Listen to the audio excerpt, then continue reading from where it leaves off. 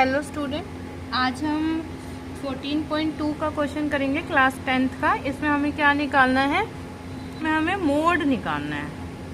Mean जो है वो हमने 14.1 में निकाला है, इसके अंदर हमें मोड निकालना है। इसका मतलब बहुलक, हमें बहुलक निकालना है। तो सबसे पहले देखिए, हम इस सीरीज को देखते हैं। इस सीरीज में जो सबसे बड़ी वैल्यू है ये दिखाई दे रही है आपको 23, ये हमारा F1 हो जाएगा। इसके ऊपर वाला जो होगा वो F0 एंड नीचे वाला जो होगा वो हमारा F2 होएगा। F1 के सामने वाला जो होएगा वो हमारा L होएगा, लोएस्ट वैल्यू। तो हम यहाँ पे लिख लेते हैं अपनी सारी सीरीज। F1 क्या आया हमारा 23, F0 आया 21, F2 है हमारे पास 14, L है हमारे पास 35 और H यानी कि बीच का डिफरेंस। अगर आप देखोगे तो 10 का डिफरेंस दिखाई दे रहा है। H है हमारा 10। अब हम बहुलक का फॉर्मूला निकालेंगे। बहुलक का फॉर्मूला क्या होता है? L plus F1 minus F0 upon में 2F1 minus F0 minus F2 multiply में H। बहुलक के अंदर सिर्फ एक ये फॉर्मूला ही याद करना है। अगर आपको ये फॉर्मूला याद हो जाता है तो आप क्वेश्चन को अच्छे से सॉल्व कर सकते हो। कुछ बच्चे क्या करते हैं, देखो यहाँ पे 1 बन रहा है, यहाँ पे 0 बन रहा है, 10 बन रहा है, और अगर नीचे देखोगे तो 102 बन रहा है। तो कुछ बच्चे इसे 10 अपॉन में 102 करके लर्न कर लेते हैं। तो जो जैसे आपको इजी लगे आप उस तरीके से लर्न कर सकते हो। बस इसमें अब हमें क्या करना है, वैल्यूज पुट करनी है।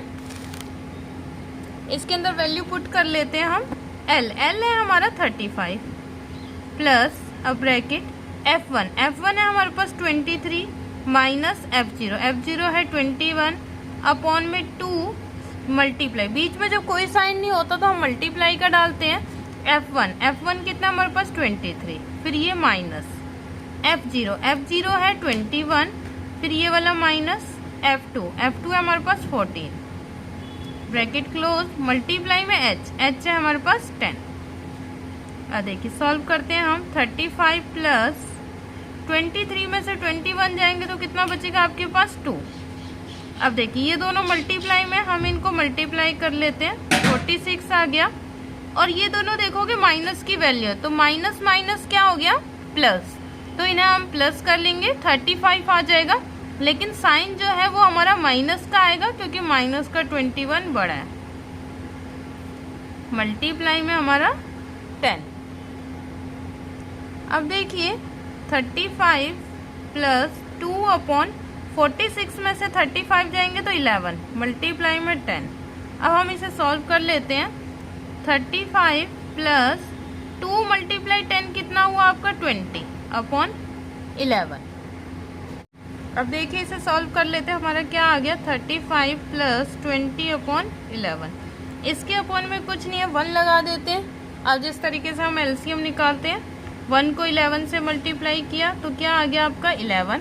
अब इसको इससे मल्टीप्लाई कर दो एंड इसको इससे। 35 को अगर हम 11 से मल्टीप्लाई करते हैं तो हमारी वैल्यू क्या आ जाएगी 385